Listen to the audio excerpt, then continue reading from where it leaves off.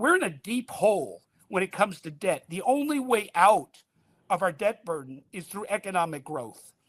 If we can recapture some of the rents that are charged, some of the inefficiencies in our financial system, and bring them back to capital formation and allowing economic capital to be formed, businesses to be built, new enterprises to lead, that's our way out of our mountain of debt.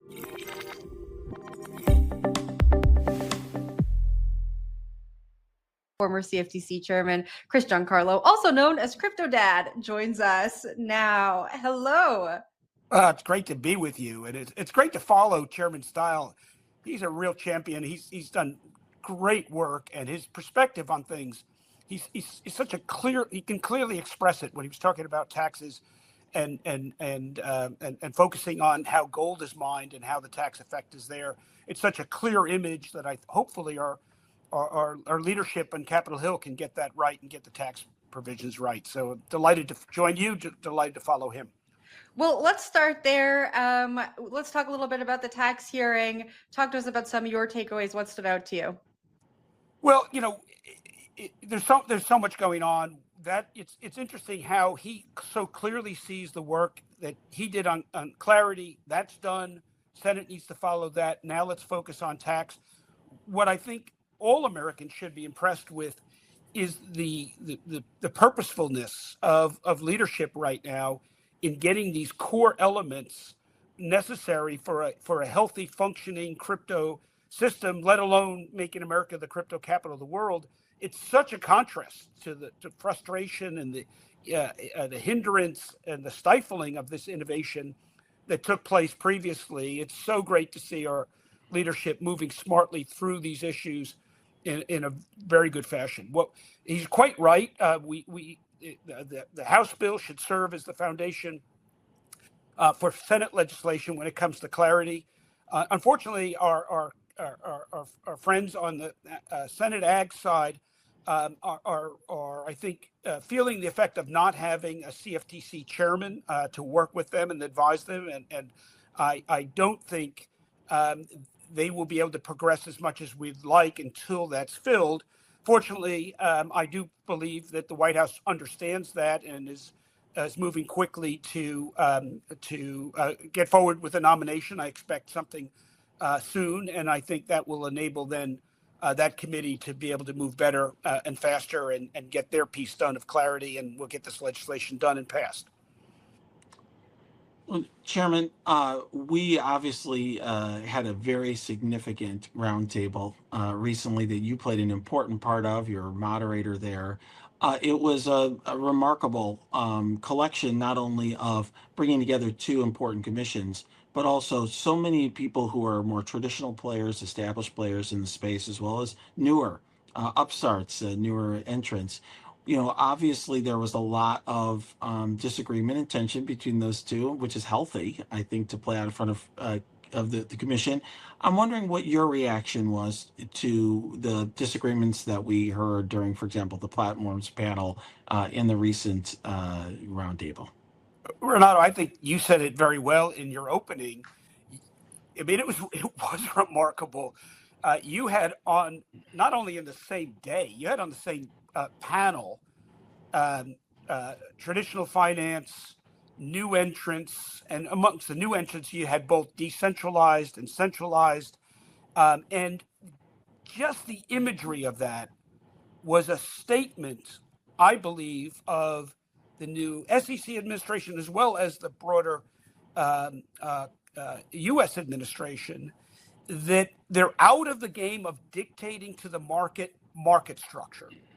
Market structure now needs to be set competitively. It's almost a Frederick Hayek, a Milton Friedman approach, that it's not for political leaders to determine market structure and tell everybody, okay, here's the construct, you've got to work within that construct. They're saying when you've got new innovation, it's for the marketplace themselves to work out how that works. And there's no preference for TradFi, but there's also no preference for new entrants. It's we're going to set as level a playing field as possible and the marketplace and market efficiency. And most importantly, and it was important to have not only the platforms there, but following them, panel I moderated, the market participants to determine what's the best way to modernize and operate our financial system. And I think it's going to be great for innovation, and the United States is going to modernize, and in a way we haven't, sadly, for a long time. It was going to modernize adopting these new technologies, with the input of some of the traditional players that bring a lot of value enormous value to bear as well. So it's a really new day. And then, of course, you had the SEC and the CFTC doing it together, which was the whole point of the day. Quite remarkable. At the top of the show, I said I just came back from traveling all around the world and learning about regulation in different jurisdictions. Curious, you just talked about what's the best way to modernize. If any learnings from other jurisdictions who maybe at one time were ahead of the United States came up. Well, that's a great point. 3 years ago, I'd say that the United States was certainly falling behind in innovation. Innovators were fleeing. The problem is there wasn't a lot of great places to flee to. Europe adopted their MiCA legislation, but it hasn't really stimulated a great deal of innovation taking place in the EU. Britain, a jurisdiction that we all have a great deal of affection for, really hasn't figured out their way post-Brexit in this new environment. And so, Japan, a very stable and well-run financial system, well overseen, early in crypto from a regulatory point of view, open to innovation, but really not a place innovators were fleeing to over the last few years. And so a lot of that went to the Middle East and some Singapore. Well, it's all flowing back to the U.S. I think we're truly in a new day. I think the United States, with this new wave of innovation coming over Capitol Hill, coming over the regulators, is truly going to emerge as leading the vanguard of the next wave of financial market structure, financial market innovation.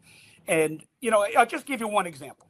I saw some recent economic reports that the cost of moving money around the globe takes up about 1% to 2% of the world's GDP, just to transport money, just to move it around.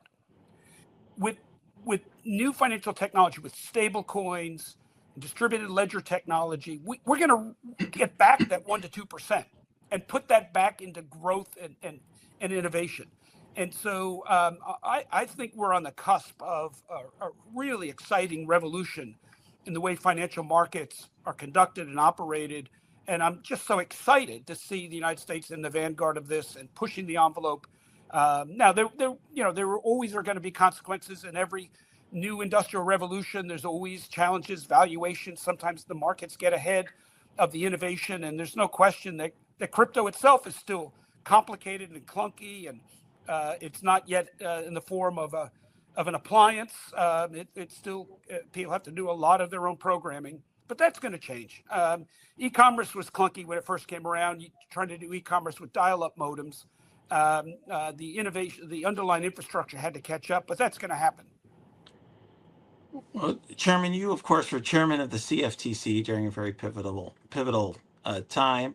Earlier this year and last year, I heard a lot of enthusiasm from the crypto industry about the CFTC and having the CFTC as their regulator. But as of late, they've become more enchanted with the SEC as they've had a lot more engagement. And of course, there's some strong leadership there right now that's engaging directly with the industry.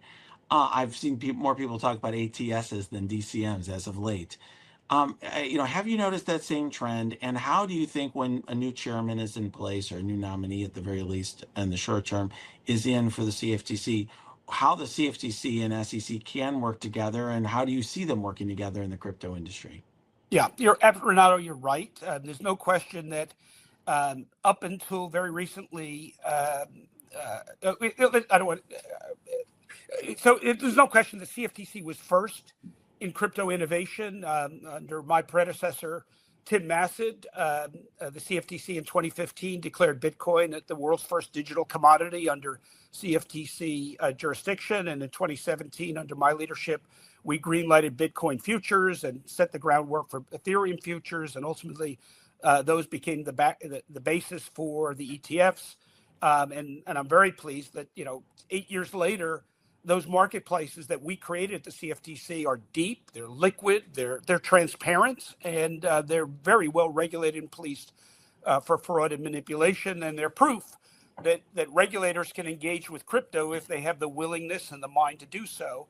And that work was never backtracked on by my successor, Heath Tarbert, furthered by him and also by Russ Benham, unlike the SEC, where things really did go backwards during the previous administration. And I think, therefore, rightfully so, the CFTC was viewed as the lead agency on crypto. Now, give credit to the SEC under Paul Atkins, but also under acting chair Mark Ueda, and of course, crypto mom Hester Peirce. The SEC has bounced back and bounced back fast. I mean, they have taken the baton and they are running with it. And right now, they are a shining example of how progressive and forward-leaning financial market regulators can be. Of course, there's only so much an acting chair can do, and I got to tip my hat to Caroline Pham. She's done everything she can with that authority, but the CFTC is undoubtedly waiting for a full-time chair and commissioners. And I was at the White House yesterday. They're very aware of this. There's no sleep at the switch at the White House when it comes to CFTC. They know what they've got to do. They're working hard on it. I'm confident that a terrific nominee will be announced in the future, and the CFTC will continue its very laudable activity in crypto, and it will provide the Senate Ag Committee with the help they need to get the Clarity Act done. It's a priority of this administration to have a fighting for CFTC. It's a priority of this administration to get clarity done. It's a priority of this administration to have the CFTC and the SEC not merged, but working well together. And so mergers off the table, but working well together is very much on the table. Well, Chairman, let's talk about the CFTC for just a second. I'm just curious to hear your perspective here. How can the agency be run with no commission? Of course, it is a priority to get a 5-member commission in there, but right now there is none. And I mean, what legal vulnerabilities is there to having an agency operate as it is now when it was envisioned as a 5-member commission? Yeah, hopefully we don't get to that. As I say, I think Caroline Pham is we all owe her a debt of gratitude for the clarity, the quality by which the agency is being run, and the amount of initiatives it's taken on and achieved. And the White House is very aware of what needs to be done. You can't short circuit these, the background checks that need to be done, the vetting process that needs to be done on nominees. I don't want to get into personnel issues. I think that the White House felt that they had things in hand. It didn't work out. But I'm confident that they are, and some of the names that have been floated are really capable people, whether in chair roles or commissioner roles. I know the White House is hard at work on this. And I'm very optimistic that soon we will have nominees that everyone will say, wow, great choices. All right. And last question for you here. We were talking with the congressman about Clarity passing by the end of the year. We also addressed the fact that there is a government shutdown. We are sitting in October. Chairman, are you confident that the Clarity Act passes by the end of the year? And if it doesn't, Renato and I have had people on the show that have said, if it doesn't, maybe it doesn't happen. What are your thoughts there? Well, I'm optimistic, but I'm not certain it gets done by the end of the year. You heard from Brian Stile. He's closer to that action than I am. What I can tell you is it is a priority for the White House.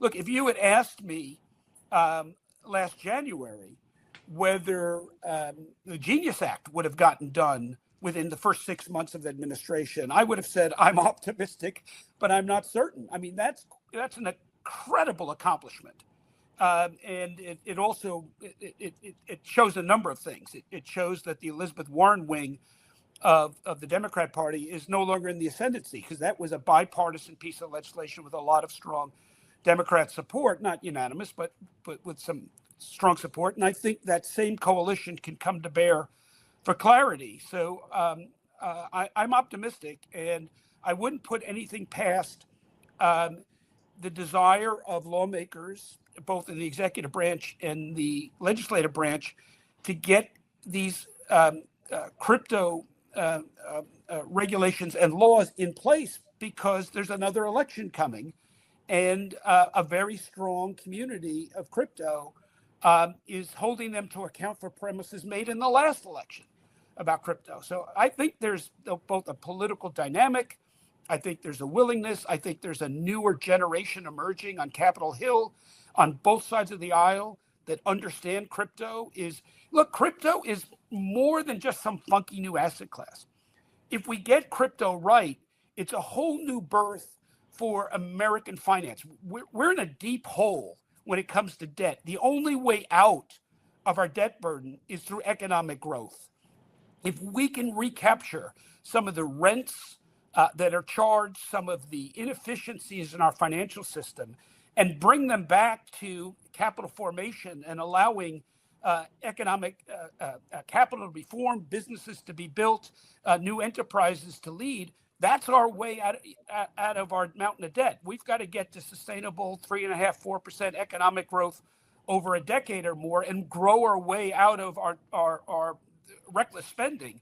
And the way to do that is to free up our capital markets. And so this is much more than just number go up. This is a whole new financial architecture for American finance, for the American economy. And I think a lot of people understand that. We got to get this done. Chairman, thanks so much for joining the show. It's always a pleasure. Great to be with you. Let's do it again soon.